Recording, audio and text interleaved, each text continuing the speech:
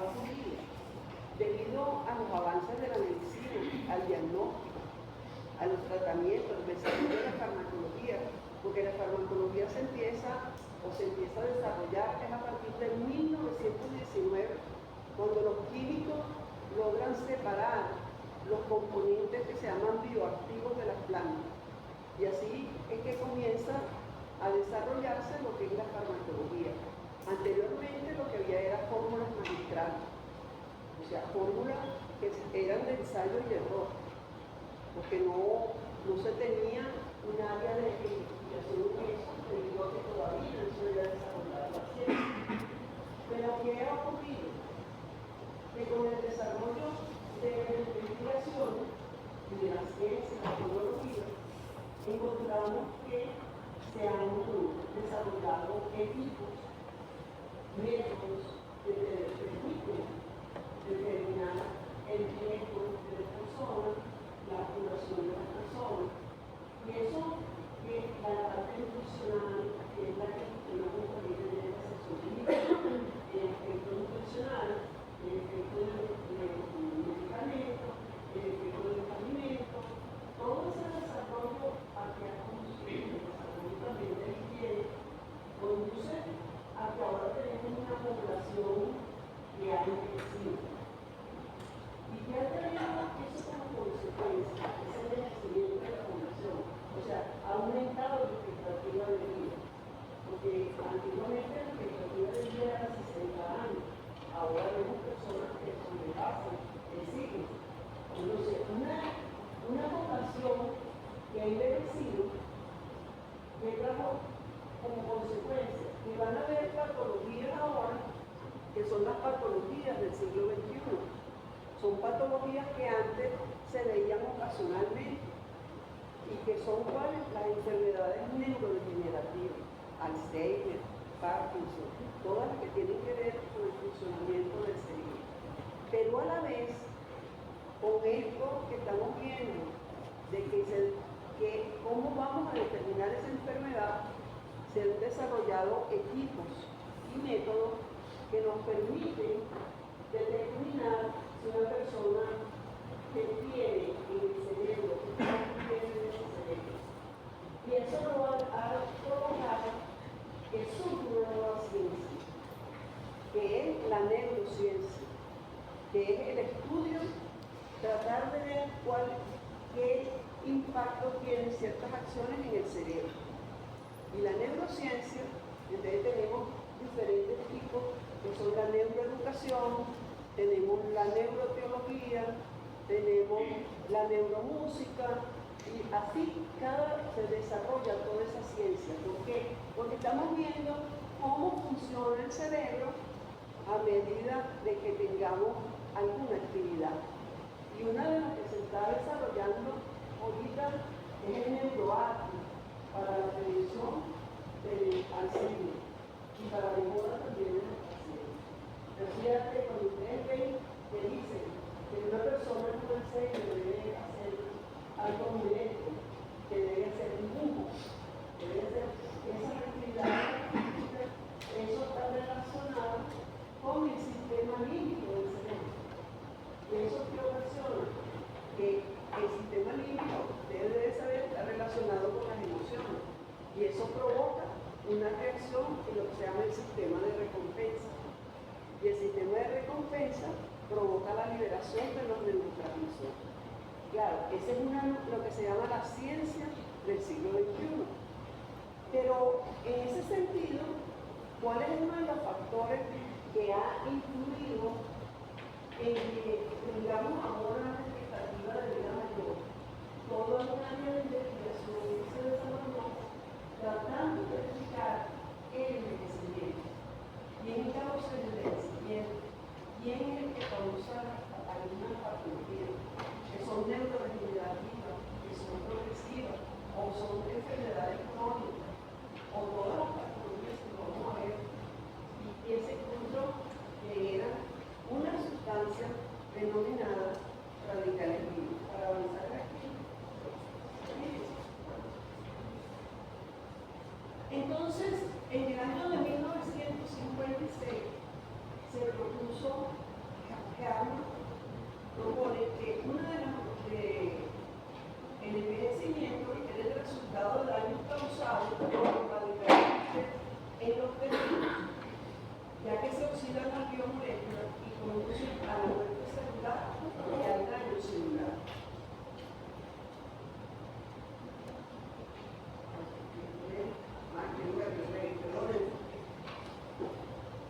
Entonces, parte de estas investigaciones existe, fíjense, hay una tendencia que dice que el envejecimiento es una fisiología involutiva, pero ahora se sabe que se trata de una fisiopatología bien definida y que hay alteraciones en todos los órganos, aparatos y sistemas. Claro, como un carro, ¿no? Si lo usamos mucho, entonces se van desgastando poco a poco. Y eso es lo que nos pasa a todos. Pero ¿qué es lo más importante? Tener esto activo, tener el positivo siempre, de manera de que no nos den las enfermedades neurodegenerativas. Entonces, perdón, déjame ver aquí. Fíjense, ¿a qué se debe entonces el envejecimiento de la población? Hay una programación genética, indudablemente. Y lo otro son los estilos de vida, como les decía, dietéticos, nutricionales, la falta de ejercicio, el sedentarismo, el medio ambiente, o sea, uno se reúne, se come los tóxicos, ya está expuesto a sustancias tóxicas, a la contaminación ambiental, a la combustión. Todo eso influye, como lo van a ver, en nuestro estilo de vida y va a determinar la edad que uno va a alcanzar. Entonces, vemos cómo el medio ambiente es sumamente importante. No solamente el medio ambiente, vamos a decirlo, económico, sino con lo que nos rodeamos, y lo que hablamos, y lo que pensamos. Todo eso influye en nuestra salud. Pensamiento que nos atrevemos, que nos causa estrés. Todo eso va a influir en nuestro estado anímico, en nuestro estado emocional, y eso también puede conducir a una patología que generalmente está asociada a ese órgano que se hace más sensible en nuestro organismo. Entonces, viendo que tenemos también que lo que dije ahorita, que hace 30 años hay patologías que casi no se observaban, pero con el avance de la ciencia, con todas las funciones que hay ahora, los cuidados nutricionales, el ejercicio, todo esto ha conducido a que la gente adquiera una esperanza de vida mayor. Y al tener mayor esperanza de vida, entonces nos vamos a presentar a un gran desafío y vamos a encontrarnos con problemas médicos, asistenciales, sociales y económicos que se encuentran a nivel mundial.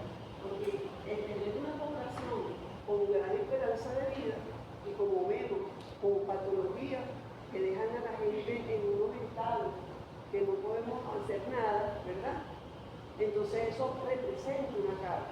Y por eso vemos ahora que hay muchos cursos sobre los cuidadores, porque el cuidador va a recibir un gran impacto cuando vive una persona con una de esas patologías neurodegenerativas.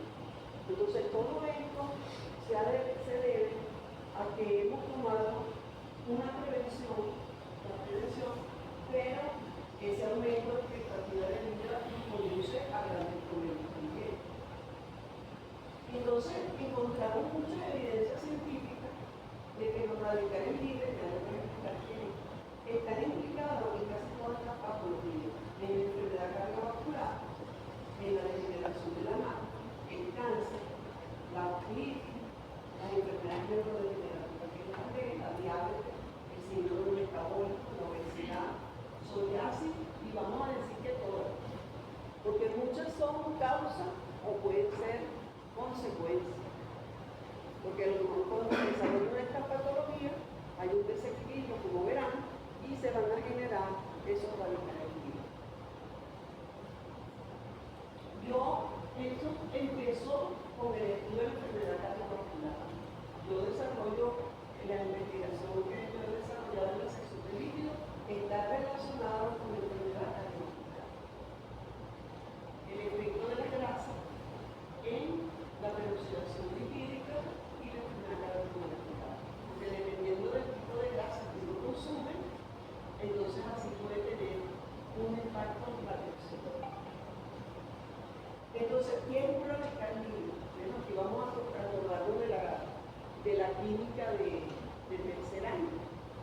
encontramos un radical libre es una especie química que contiene uno o más electrones desapareados.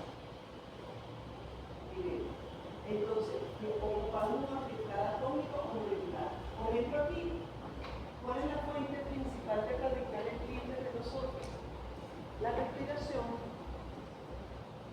A lo que nosotros respiramos, nacemos y empezamos a envejecer. Y empieza ese proceso. Entonces comienza la formación de los radicales libres que se llaman especies reactivas de oxígeno. Entonces, si vemos aquí el átomo de oxígeno, ustedes se recordarán que el número atómico era 8. Esos electrones se van distribuyendo en su orbital atómico, en este caso. Entonces, ¿cuántos electrones tiene? 2, 4, 6, 7 y 8. Por eso es que es Z8. Entonces, ¿cómo empezamos? Yo en el primer orbital, yo en este segundo orbital, y luego empieza cada orbital de esto, y vamos a hablar entonces de química. El orbital es algo que donde ocupa un electrón, ese espacio que ocupa. Es una probabilidad de encontrar en ese espacio un electrón. Y eso es lo que le define. Y entonces, si no hay electrones, no hay orbital. Entonces, ¿qué sucede? Primero en estos orbitales vamos a encontrar que se van a distribuir primero de uno en uno. Fíjense, opuestos. O sea que uno mueve hacia la derecha, diríamos así, y otro se mueve a la izquierda, a altas velocidades. ¿Y para qué hacer eso? Para que no se encuentre y no se destruya el átomo. Entonces, vamos encontrando que después que tenemos uno y uno, se tiene que aparear esto. ¿Qué nos quedan? Dos que están desapareados. Quiere decir que el oxígeno es un bit radical, porque tiene dos electrones desapareados. Cuando nosotros respiramos oxígeno, estamos respirando ya radical. Pero ¿cuáles son en nuestro organismo? ¿Cuáles van a ser esas fuentes de radicales libres? Nosotros vamos a tener fuentes exógenas. ¿Cuáles son las fuentes exógenas? Expuestas en el mundo del cigarrillo. ¿Por qué? Porque en el cigarrillo, cuando fuman, entra ya un radical libre de nitrógeno, de oxígeno, ya formado. O sea, le entra ya al pulmón y le sale. Por eso ustedes deben saber la asociación que hay entre el fumar y el cáncer pulmonar. Porque van a ver qué es lo que hacen esos radicales. Podemos dar también fuentes como solventes químicos que manejamos como un medio para ayudar a la casa. Los herbicidas, los pesticidas, los contaminantes del aire y las radiaciones. Una de las radiaciones que se ve que también va a provocar la generación de radicales libres en el organismo es el sol, por la radiación ultravioleta.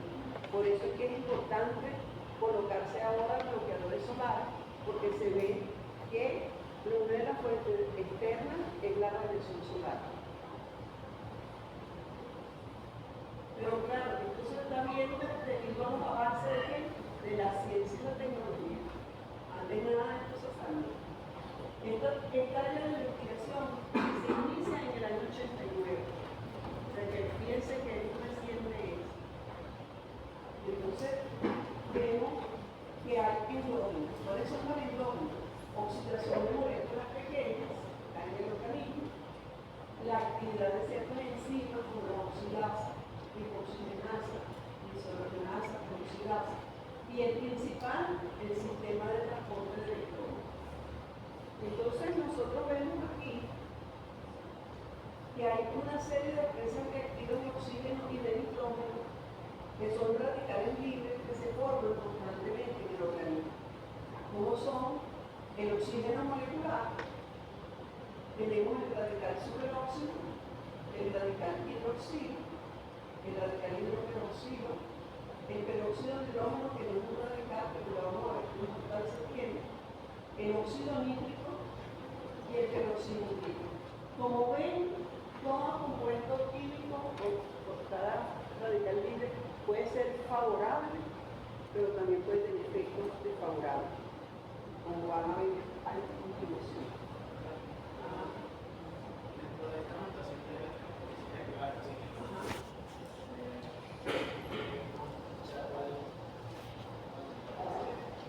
¿qué significa cuando está acompañado de lleno y del punto vacío? Este es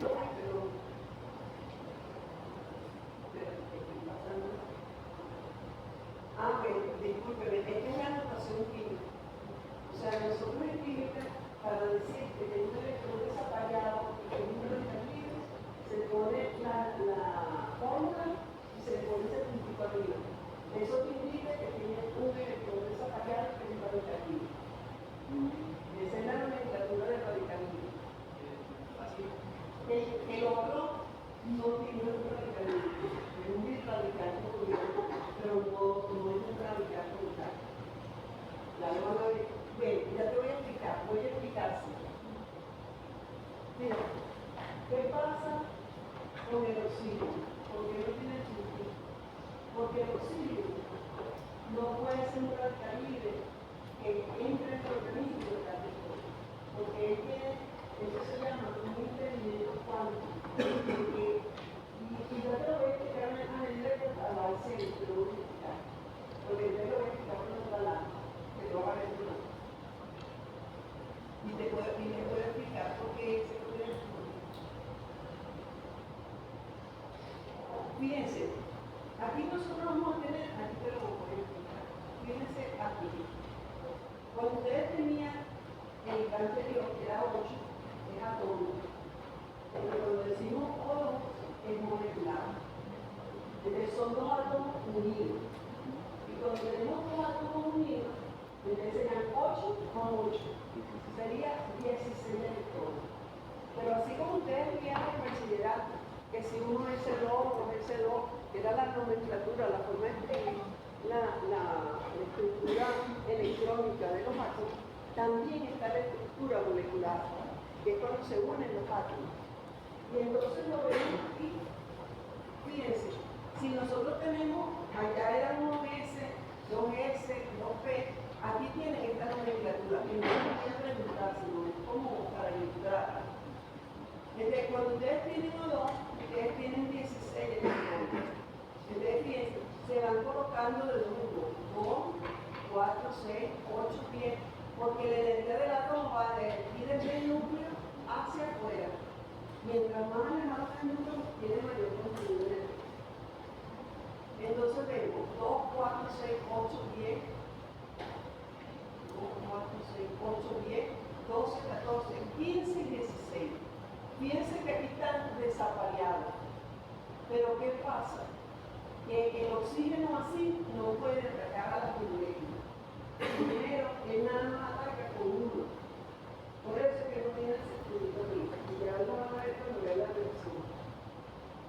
Entonces, eso se dice que tiene un impedimento cuántico de reaccionar. Porque si pudiera reaccionar con los dos a la vez, apenas respiramos, empiezan las reacciones de oxidación. Y así no va a ocurrir. Luego tenemos lo que se llama el oxígeno siguiente, que es algo muy inestable, que es que este cambia su dirección de giro y fíjense se coloca junto con él. Aquí está más estable, aquí es inestable, porque están los dos juntos. Entonces, ¿qué sucede? Esto, lo más estable sería así, 1 y 1. Es como que si ustedes entran en un autobús, o en el metro. Ustedes ven una persona sentada en una silla y ven una silla que está vacía. ¿Dónde se van a sentar? ¿Al lado del señor que está ahí en la silla? No. Buscan la que está vacía para estar más cómodo. Eso mismo hace el electrón. Cuando él ve el orbital, no se va a colocar junto al otro, sino busca estar más cómodo porque tienen la misma carga. Entonces, como tienen la misma carga, la tienden a colocarse en orbitales diferentes, mientras pueden. Por eso este estado es muy inestable, pero si si esta molécula en una reacción, acuérdense que el oxígeno es oxidante. ¿Qué quiere decir un oxidante? Que cuando interviene en una reacción química debe ganar electrones. Él se reduce y oxida al otro, porque el otro pierde. Entonces está uno que gana, que es él, que está oxidando al otro. Y el oxidante pierde. Entonces siempre, eso se llama el par oxidante. Dicen que uno es reducción y el otro es oxidación. Uno se reduce y el otro se oxida. Entonces, ¿qué vemos aquí? Si él gana un electrón, fíjense, tiene que a uno, aquí tiene uno y uno. Entonces, si viene otro, ¿va a entrar aquí? No, porque usted tiene una energía mayor. Tiene que buscar un estado de energía más bajo. Entonces, tiene que entrar a uno en uno de estos dos, o uno de estos dos. Entonces, entra aquí y fíjense que nada más le queda ahora un electrón desarrollado. Y ese es el electrón que va a reaccionar. Por eso es que es un radical libre. Radical libre, esta condición le da a él una gran reactividad.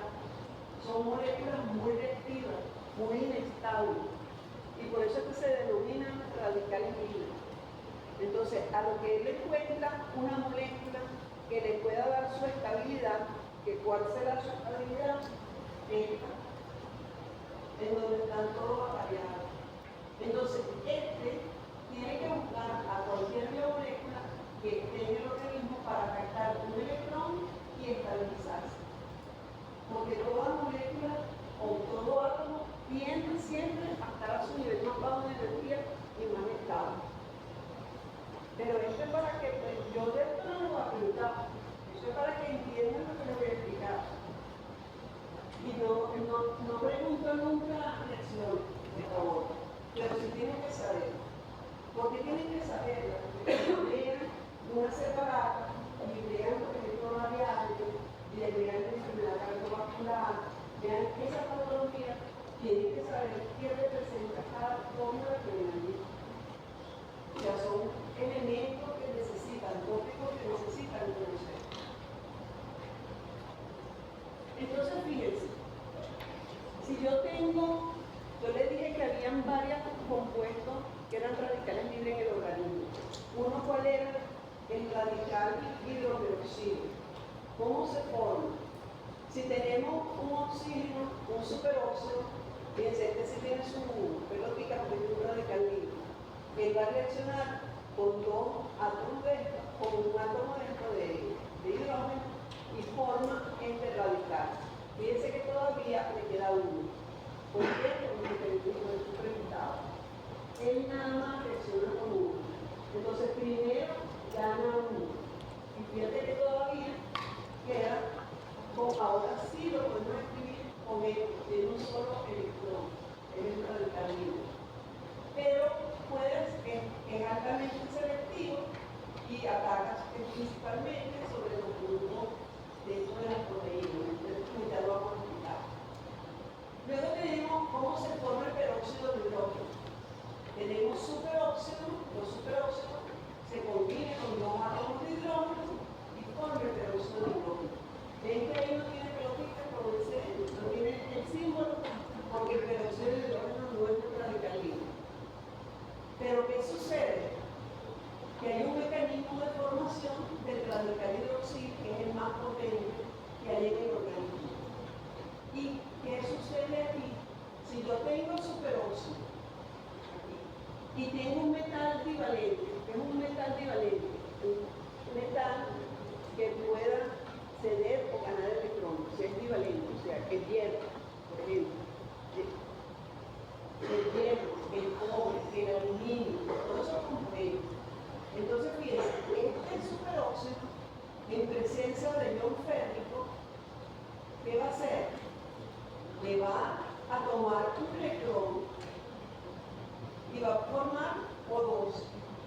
Ya no es un radical. Pero ahora tenemos ion ferroso. El peróxido de hidrógeno en presencia de ion ferroso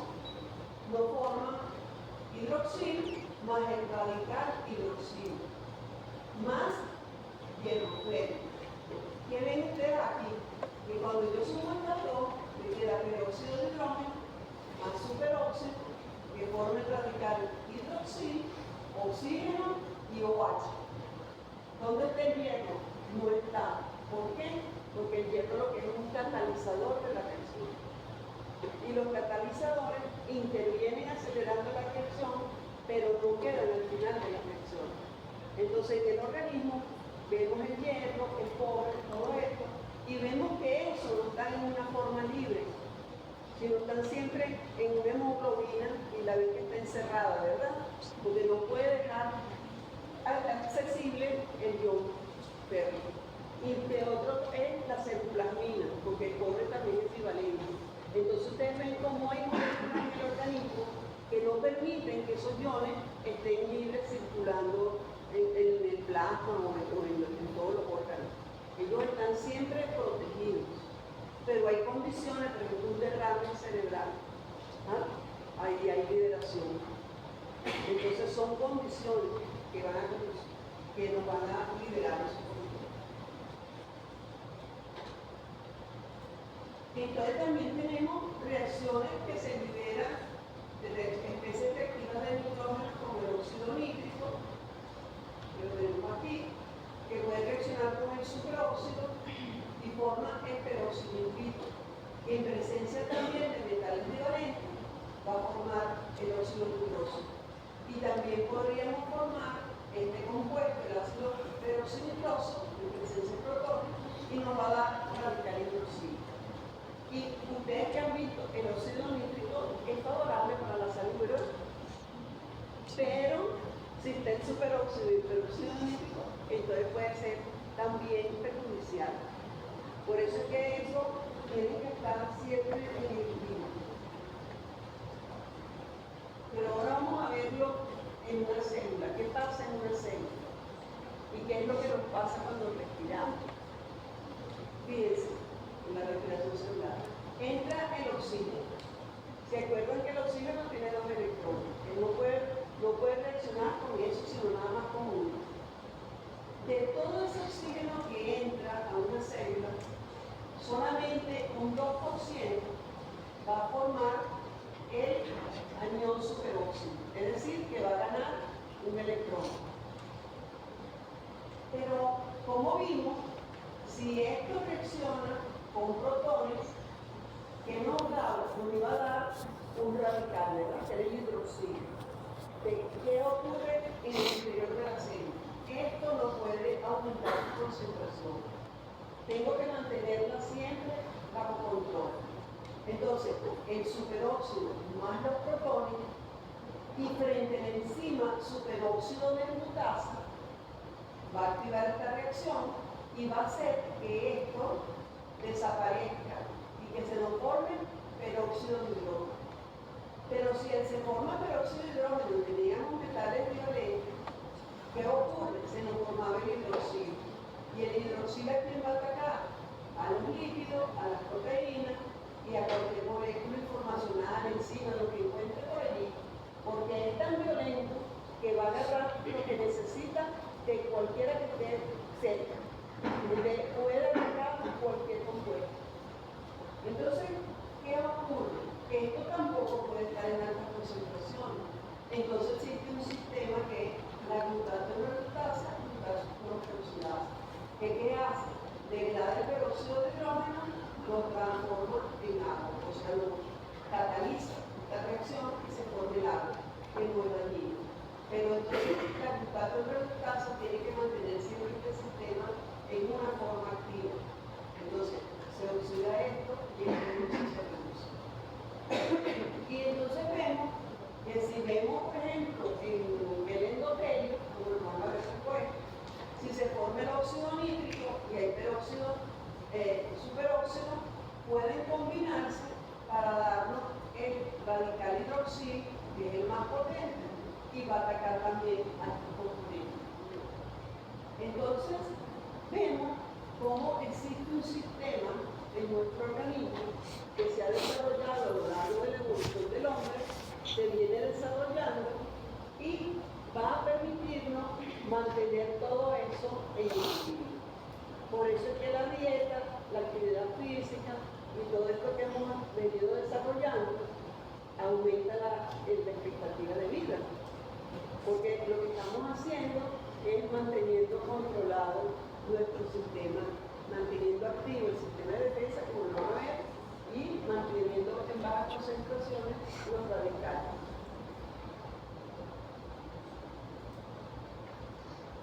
¿En dónde se forman todos esos radicales libres? Bueno, en todos los compartimentos celulares, en el transporte electrónico, en las membranas, y por las acciones de las enzimas como digo, o en la oxidación de moléculas pequeñas, y los factores ambientales, como vimos, la radiación, la contaminación ambiental, los compuestos químicos. Entonces, constantemente se están formando radicales libres en la célula. ¿Qué ocurre cuando en una célula hay un desbalance? Que se daña la célula, esa daña a la vecina, daña entonces un tejido, luego viene el órgano y después todo el sistema. O sea, por ejemplo, vamos a poner en ejemplo un cáncer, algo así. Empieza, se desarrolla y después vemos la metástasis completa. Entonces, así lo evolucionamos. Cuando ven la cardiovascular, como lo vamos a explicar bien, vemos que empieza a formarse la placa crece y después vienen los problemas cardiovasculares. Esto se empezó a estudiar, fue como la insuficiencia cardiovascular. Como la mañana tenemos clase, también puedo explicar cómo se inicia el proceso de investigación. Y por qué ahora tenemos tanto. Entonces, fíjense, nuestro mecanismo de defensa contra los radicales libres, para que no nos ataquen nuestras moléculas, fíjense, los radicales libres nos atacan los lípidos, las proteínas, el ADN, todas las moléculas, pero se mantienen sus concentraciones bajas por acción de las enzimas que vimos ahorita. La catalasa, la superóxido de mutasa, la glutato peroxidasa y la glutato mutasa. Pero además de eso, existe un sistema que es a través de la evolución, a través de la dieta, que es el ingreso de componentes que mantienen, que evitan que ellos actúen, que son los que se denominan antioxidantes. ¿Y quiénes son esos? Tocoferoles, carotenoides, acrobatos, polifenoles, flavonoides, y son familias inmensas de componentes que ¿dónde están en nuestra dieta? Principalmente en los vegetales, en las verdes, en los anaranjados, los amarillos, porque esos colores se deben a sus componentes que actúan como antioxidantes. ¿Por qué son antioxidantes? Porque van a evitar la reacción que van a ver ahorita, que es la de oxidación. ¿Y qué es lo que nosotros hacemos? ¿A qué están expuestos los frutos? Al sol. Entonces ellos también sufren las mismas reacciones que vamos a ver que sufren el organismo. Y ellos han desarrollado un sistema de defensa, que son esos componentes, por ejemplo la uyama, la zanahoria, todos esos componentes de colores tienen muchos carotenoides, tienen en los tocoferoles también realmente compuestos que tengan grasa, en las semillas grasas, la aceite. Tenemos por ejemplo el ácido fólico en los frutos como el limón, la naranja, todos esos componentes, los polifenoles en las uvas, en componentes que consumimos diariamente, en flavonoides. Entonces, ellos todos van a actuar en una forma común. Y ellos han sido generados porque ellos se protegen del sol. Y nosotros los ingerimos ya formados en componentes antioxidantes. Por eso el consumo de frutas y vegetales diarios es importante, porque esa es una forma de prevenir las enfermedades cardiovasculares y las otras enfermedades que vamos a ver. Entonces, un antioxidante es una sustancia que dándose presente en bajas concentraciones respecto a la molécula, que es la que se va a oxidar, retardo que viene la peroxidación de dicho sustrato. Entonces piensen que ahora que le voy a explicar la reacción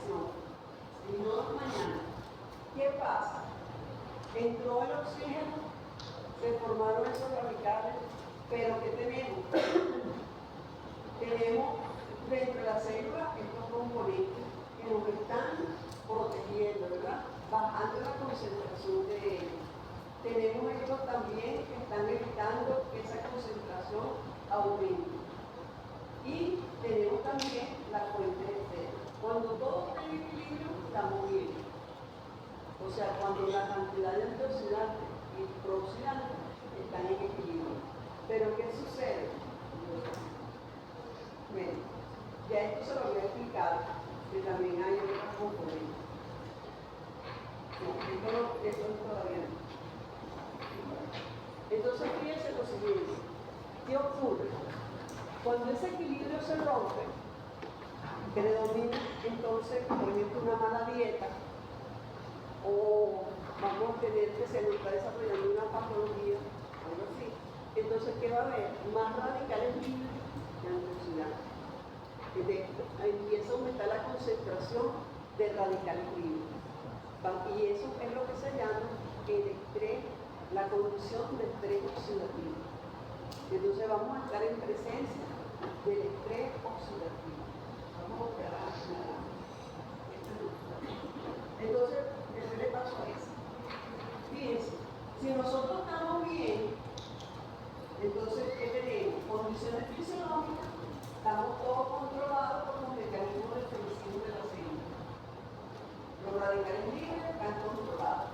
Pero si hay situaciones patológicas, la concentración de radicales libres aumenta, porque no están descontrolados. Y entonces, ¿por qué? Porque estamos en presencia de, por ejemplo, un fumador, de una concentración de radicales libres enorme que le está entrando sus pulmones directamente del cigarrillo. Vamos a tener ciertas drogas también, radiaciones ultravioletas, no mucho la radiación, dieta insuficiente. Entonces ahí estamos en una condición patológica y estamos frente a un estrés oxidativo. Y entonces, ¿qué ocurre cuando estamos frente al estrés oxidativo? Esa es la definición. La situación en la que existe tanto un aumento en la velocidad de generación de especies reactivas del oxígeno como una disminución de la actividad de los sistemas de defensa. ¿Qué pasa con el envejecimiento? A medida que la gente envejece, vamos a encontrar que la actividad de las enzimas decrece. Entonces vamos a tener que las personas con su propio envejecimiento van a tener situaciones de estrés oxidativo debido a que eso es un proceso lento en donde todo se va consumiendo, como les dije, el automóvil, que se va dañando poco a poco. ¿Qué pasa con la edad? Que las enzimas ya tienen mucha actividad, no son tan activas como los jóvenes, y entonces ya el sistema de defensa empieza a fallar. Y al fallar el sistema de defensa, entonces, ¿qué ocurre? Van a predominar las especies efectivas. Y entonces vamos a encontrar disminución de la actividad de los sistemas de defensa y conduce a una mayor concentración de especies reactivas de oxígeno y formación de radicales libres. Entonces ya los radicales libres no son controlados y empieza a aumentar su concentración donde en el interior de la célula. Y entonces ¿a quién va a atacar? A lo que tenga por ahí cerca. La dice conoció la obra.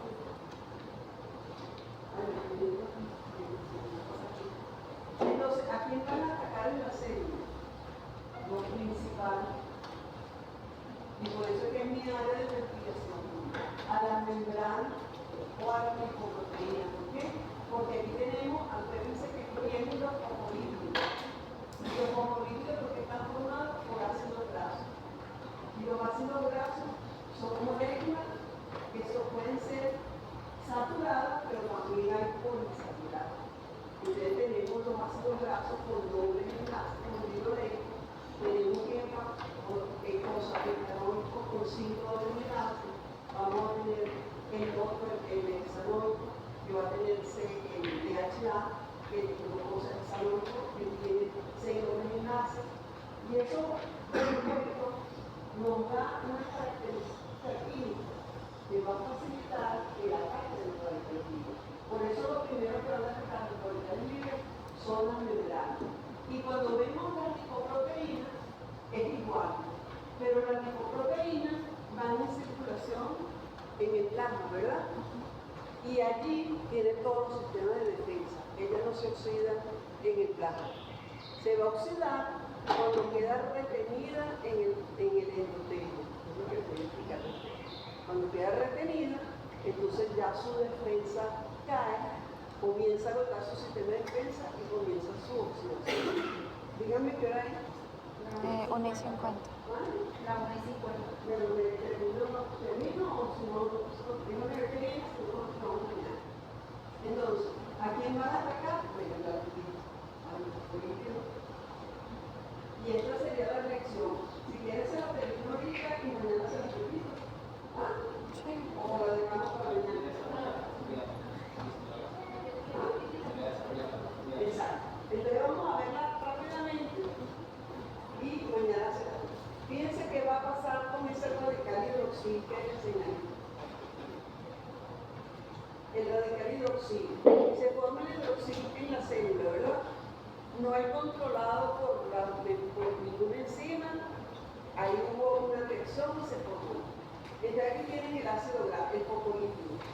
En la posición 2 tienen los ácidos grasos poliinsaturados. Aquí le pongo nada más uno con un doble enlace. Entonces esto necesita captar un átomo de hidrógeno para estabilizarse. Entonces, ¿qué ocurre? Toma este átomo de hidrógeno y se forma el agua. Va a tomar este porque aquí tenemos un doble enlace hace que este enlace sea como más débil, vamos a decirlo así. Y este va a salir fácilmente. Pero fíjense, ¿qué le pasó a este ácido graso? Se convirtió en un radical libre, porque él tomó un átomo de hidrógeno con un electrón. Se formó el agua, pero dejó un electrón sobre el enlace. Entonces se forma el radical libre del líquido. Ese sufre lo que se llama un rearreglo químico, se mueve a través del doble enlace, se coloca aquí, y ahora aquí tenemos una molécula que tiene un electrón, ¿verdad? Desapariado, un lípido que es un bien no conjugado porque son dobles, sencillo doble. Eso es lo que significa eso.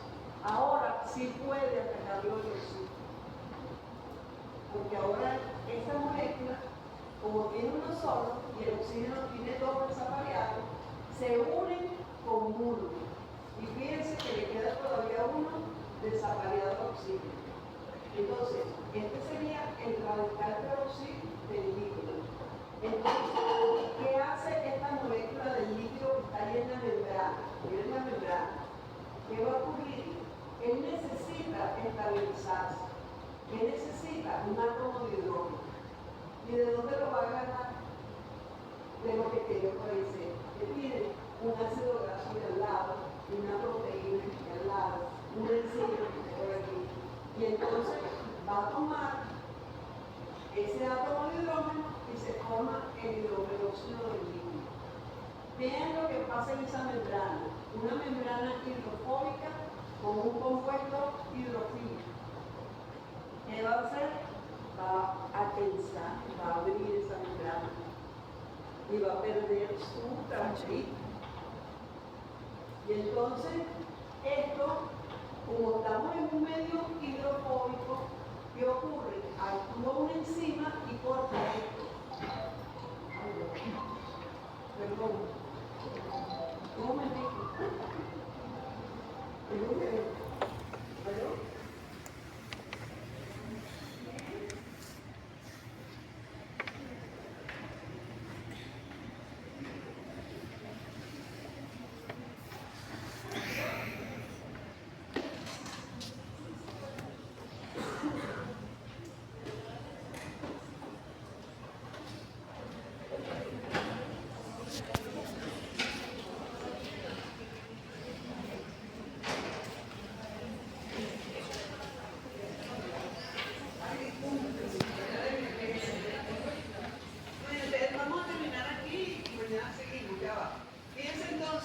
Como eso es hidrofóbico, hay que sacar eso de allí, porque tenemos un grupo hidrofílico. Entonces corta aquí y se van a liberar una serie de compuestos, los cuales no sabemos qué efecto pueden tener en el organismo. Desde mañana continuamos con eso. repito bien, porque eso es lo que nos va a dar la explicación de la enfermedad cardiovascular. Gracias, profe.